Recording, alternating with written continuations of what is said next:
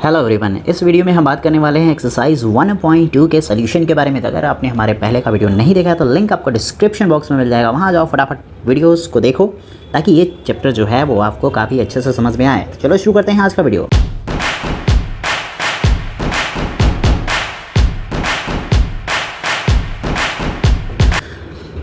तो आपके सामने पहला क्वेश्चन है, क्वेश्चन को बहुत ध्यान से पढ़िएगा। देखो क्वेश्चन को ध्यान से पढ़ोगे तभी चीज़ें बहुत अच्छे से समझ में आएंगी। चलो शुरू करते हैं। पहला क्वेश्चन है which of the following are examples of the null set. ठीक है, तो आपको नल सेट के बारे में मैंने बता रखा है कि नल सेट, वॉइड सेट या फिर एम्प्टी सेट क्या होता है। ऐसा सेट जिसमें नंबर ऑफ एलिमेंट आपको ना दिखे, यानी कि नंबर ऑफ एलिमेंट मौजूद ही ना हो, ऐसे सेट को क्या कहते हैं? नल सेट कहते हैं। ठीक है, तो चलो इसमें पहला क्वेश्चन, मतलब पहले क्वेश्चन के अंदर ही पहला क्वेश्चन है कि the set of odd natural numbers divisible by 2। अब ज़रा मुझे ये बताओ, अगर set of odd natural number लिखना हो तो आप क्या लिखोगे? आप ऑड नेचुरल नंबर के सेट को दिखाने के लिए, सपोज दैट हमारे पास एक सेट ए है, 1 3 5 7 9, ऐसे ही नंबर आपको मिलेंगे। क्या ये नंबर 2 से डिविजिबल हैं? तो आंसर है नो, यानी कि ये जो हैं 2 से डिविजिबल नहीं है। यानी कि हमारे पास ऑड नेचुरल नंबर के सेट तो मिलेंगे लेकिन ऐसा कोई एलिमेंट नहीं मिलेगा जो कि 2 से डिविजिबल हो। यानी कि ये जो हमारे पास जो सेट है वो सेट आपको कुछ ऐसा दिखेगा, A is equal to null set और 5। ठीक है, यानी कि ये सेट जो है वो हमारा नल सेट है, यानी कि this is null set. Clear है, यही पूछा था। बढ़ते हैं सेकंड क्वेश्चन की तरफ। सेकंड क्वेश्चन आपके सामने दिख रहा है कि the set of even prime number. ठीक है, the set of even prime number. अब एक चीज़ तो आपको पता होना चाहिए कि इवन प्राइम नंबर होता क्या है। ठीक है, तो इवन प्राइम नंबर जो है, अब देखो प्राइम नंबर जो होते हैं ऐसे नंबर जिनके पास ओनली 2 फैक्टर्स हो, यानी कि एक तो एक हो और दूसरा सेल्फ वो नंबर हो। ठीक है, तो अगर प्राइम नंबर के सेट की बात करें तो वो मिलेगा आपको 2 3 5 7 7 के बाद 11 9 नहीं मिलेगा। ठीक है, 9 क्योंकि 3 से भी डिविजिबल है, 1 से भी डिविजिबल है और 9 से भी डिविजिबल है, यानी कि मोर देन 2 मिल गए। ठीक है, तो ऐसे सेट आपको मिलेंगे जो कि प्राइम नंबर है, बट इनमें एक अकेला जो है ये हमारा क्या है? एक अकेला 2 है, इवन प्राइम नंबर है। ठीक है, एक अकेला जो है वो इवन प्राइम नंबर है। यानी कि अगर इसको हम सेट फॉर्म में लिखना चाहें तो ए इज़ इक्वल टू हमको मिलेगा 2 और इसमें एक एलिमेंट मौजूद है, यानी कि ये नल सेट नहीं है, सिंगलटन सेट है। ठीक है, बढ़ते हैं अपने अगले क्वेश्चन की तरफ। अगला क्वेश्चन है क्वेश्चन नंबर 3। आप बहुत अच्छे से पढ़ना इसको।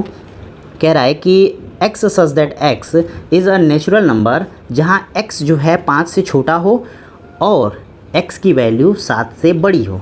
अब मुझे ये बताओ, कोई नंबर 5 से छोटा होने का क्या मतलब है? 1 2 3 और 4। दूसरा कह रहा है कि यही नंबर्स जो हैं वो 7 से बड़े होने चाहिए, यानी कि 8 9 10 11।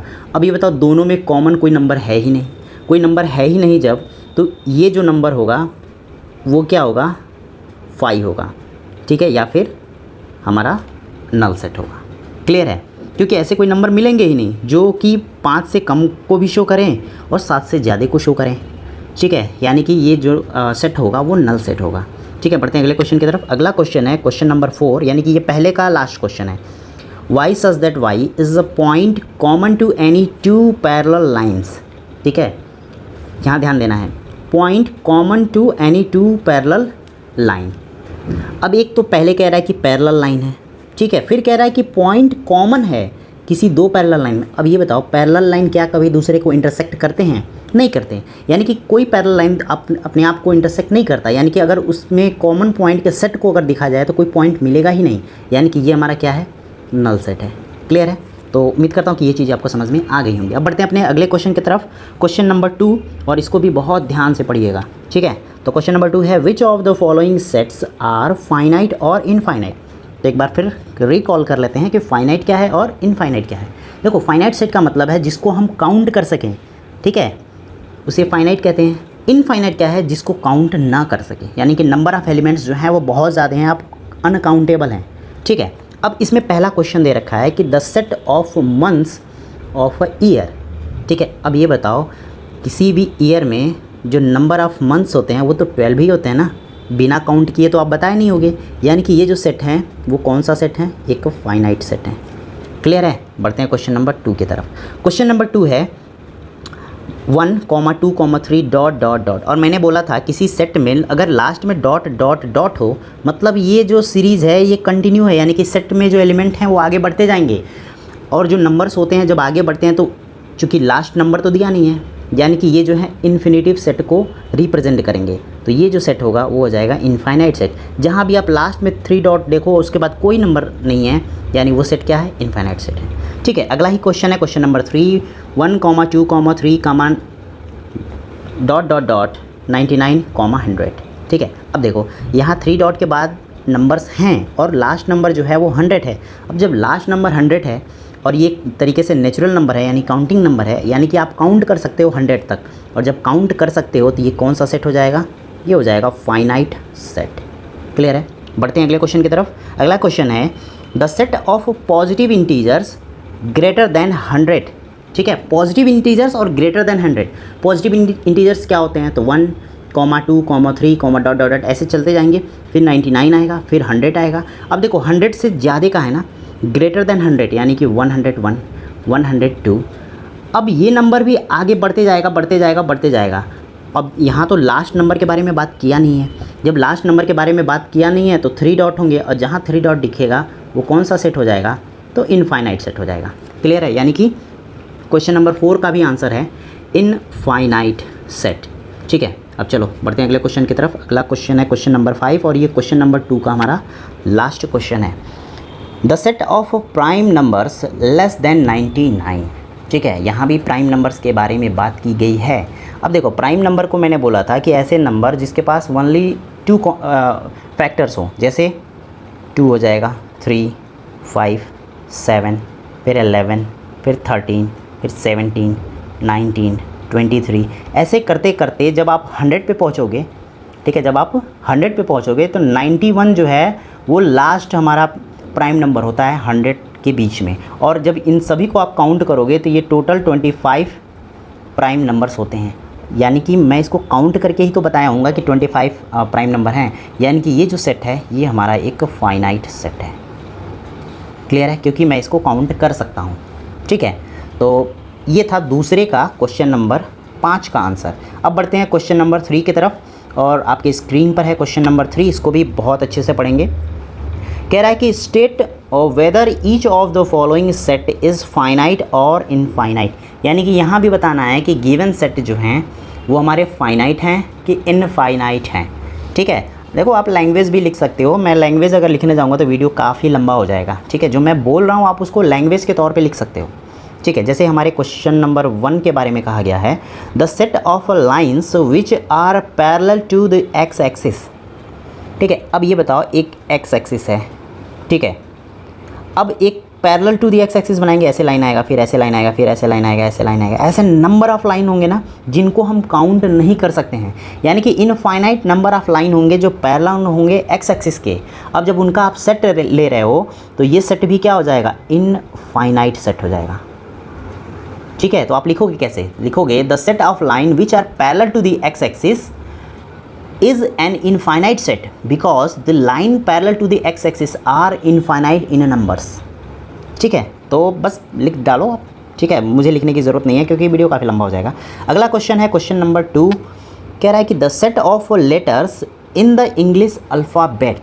ठीक है, इंग्लिश अल्फ़ाबेट में जो लेटर्स होंगे उसके सेट, और आपको तो पता है कि इंग्लिश अल्फ़ाबेट में 26 लेटर्स होते हैं, एलिमेंट्स होते हैं, यानी कि आप इन्हें काउंट ही तो किए होगे, यानी कि ये सेट कैसा सेट है, ये सेट है फाइनाइट सेट।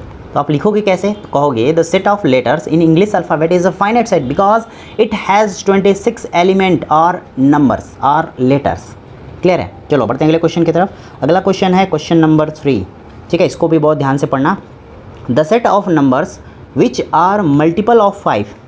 ठीक है, set of number which are multiple of 5, यानी कि 5 का आप टेबल पढ़ो, बट टेबल सिर्फ 10 तक नहीं पढ़नी है, उसके आगे भी पढ़ने हैं, क्योंकि 105 भी 5 का मल्टीपल है। कब, जब 21 टाइम्स टेबल को पढ़ेंगे। ठीक है, तो ऐसे मिलेंगे 5, 10, 15, 20, 25, ऐसे बहुत सारे नंबर मिलेंगे, यानी कि हमको 3 डॉट लगाना पड़ेगा।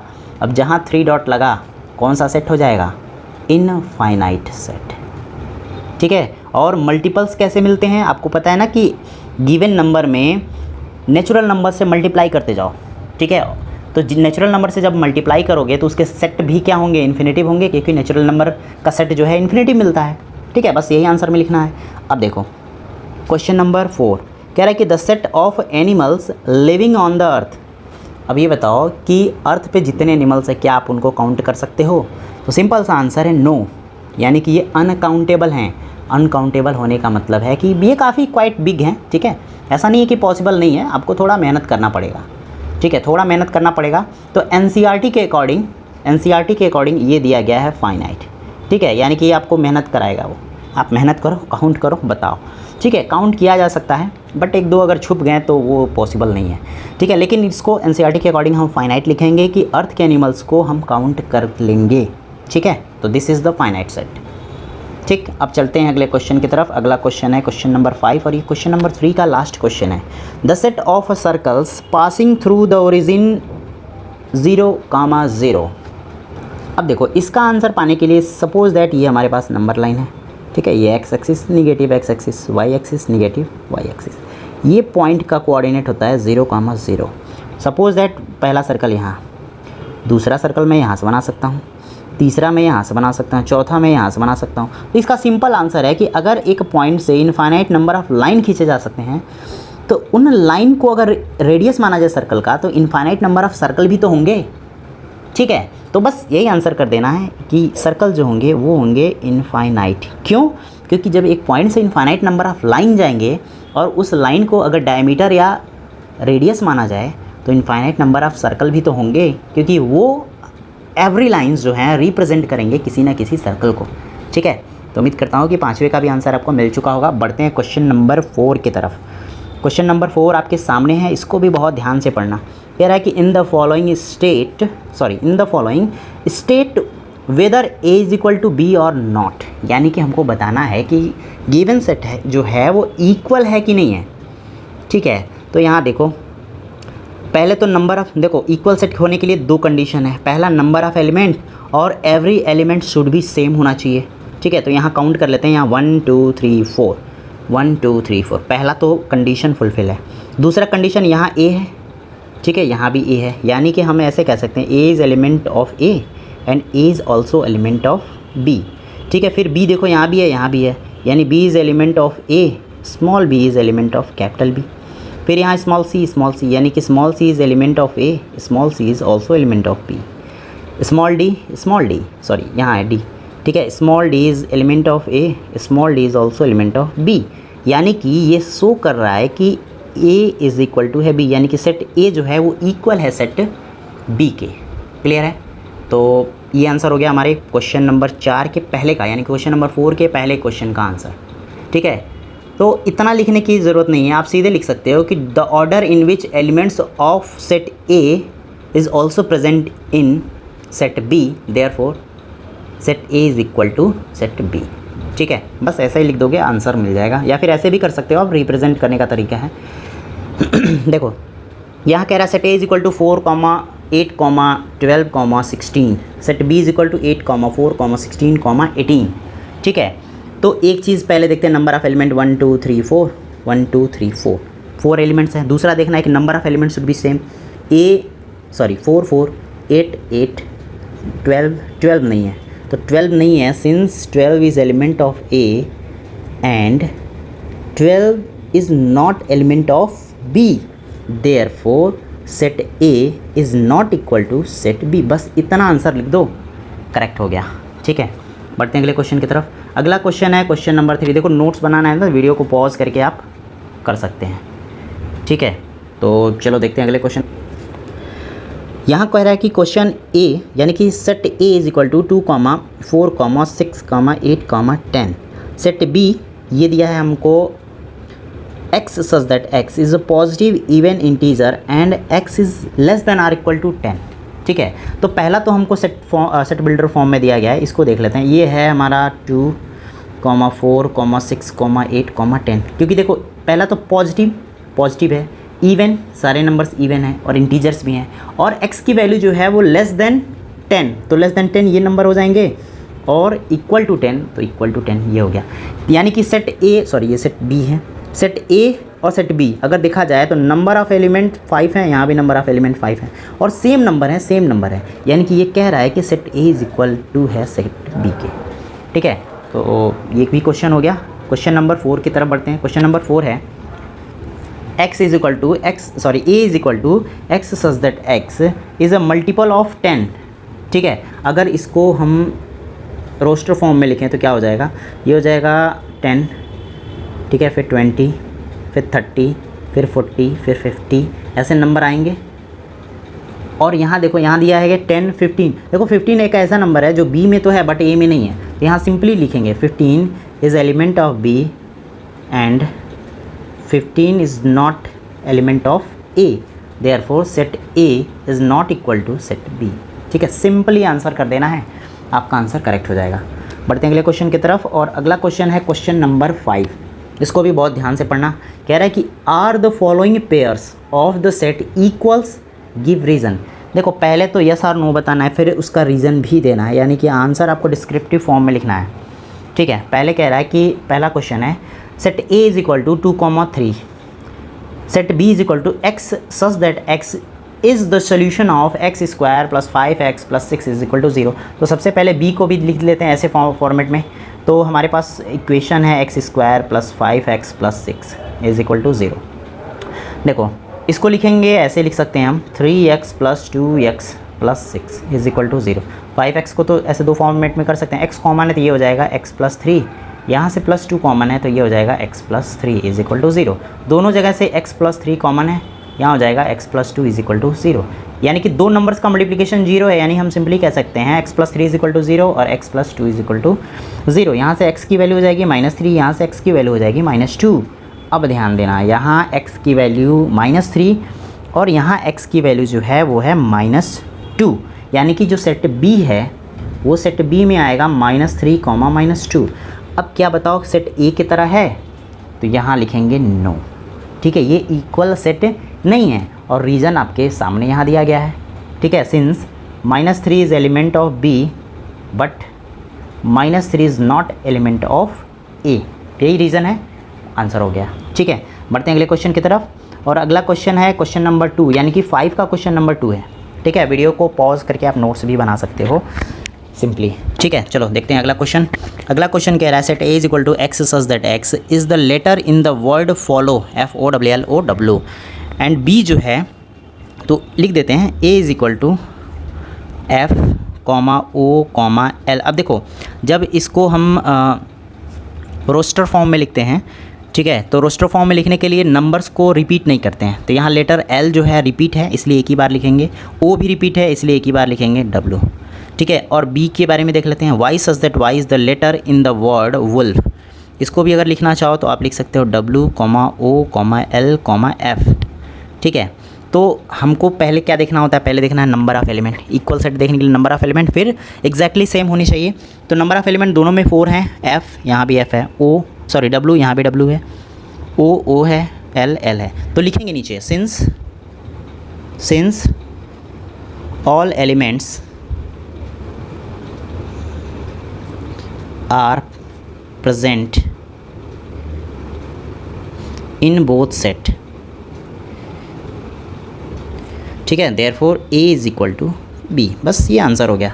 ठीक है, लिखने का अपना अपना तरीका है, कोई कुछ दूसरे तरीके से बताता है, आप जैसे लिखो, अगर आप अपने तरीके से सही हो तो आंसर बिल्कुल सही है।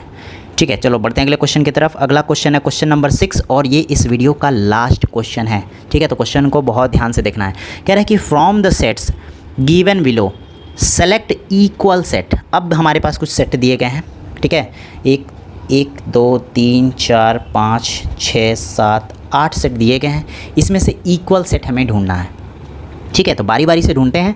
देखो सेट ए के बारे में कहा गया है 2 4 8 12। अब देखते हैं कुछ ऐसे ही सेट, तो यहाँ भी कुछ ऐसे ही सेट दिख रहे हैं, यहाँ भी कुछ ऐसे ही हैं, कुछ ऐसे यहाँ भी हैं। ये तो वैसे ही छट जाएंगे, ठीक है, क्योंकि इसमें दो एलिमेंट्स ही हैं। अब देखो 2 4 8 12, यहाँ 2 नहीं है। ठीक है, यहाँ 2 तो है बट 8 एंड 12 नहीं है, यहाँ भी 2 है, 8 एंड 12 नहीं है, यानी सेट ए की तरह ऐसा कोई नहीं दिख रहा है। ठीक है, तो चलते हैं दूसरे सेट की तरफ, सेट बी की तरफ चलते हैं। 1 2 3 4 1 2 3 4, ये देखो ये दोनों सेट आपस में मैच कर रहे हैं, ठीक है, ये नहीं मैच कर रहे हैं, यानी कि हम यहाँ सिंपली कह सकते हैं set B is equal to है सेट डी के, ठीक है। हमें सेलेक्ट ही तो करना था, तो हम सेलेक्ट कर सकते हैं, ठीक है। अब फिर आगे देखते हैं सेट सी की तरह। सेट सी में है 4 8 12 14। जब ये तीनों मैच नहीं किए हैं इससे, तो ये भी मैच नहीं करेगा किसी से, यानी इस सेट को भी हम आसानी से छोड़ सकते हैं, ठीक है। अगले सेट की तरफ चलते हैं ई में -1, 1, ठीक है। -1, 1 में अगर आप जी की तरफ चलोगे तो यहाँ दिया है 1, -1, ठीक है। नंबर ऑफ़ एलिमेंट 2 हैं और एग्जैक्टली सेम एलिमेंट हैं, यानी यहाँ से कर सकते हैं कि ई इज़ इक्वल टू है सेट जी के, ठीक है। एफ़ की तरफ चलें तो हमारे पास एक अकेला सेट बचा है ये दोनों, ठीक है। बट यहाँ ए है, यहाँ 1 है, यानी ये सेम नहीं है, यानी कि हमारे पास 2 इक्वल सेट मिले हैं, एक E is equal to G और B is equal to D. Clear है? तो ये था हमारा क्वेश्चन नंबर 6 का आंसर। तो उम्मीद करता हूँ कि सारी चीज़ें आपको समझ में अच्छे से आई होंगी। तो वीडियो के बारे में अपनी राय हमें कमेंट बॉक्स में लिख के ज़रूर बताएं, ठीक है। तो मिलते हैं आपसे नेक्स्ट वीडियो में।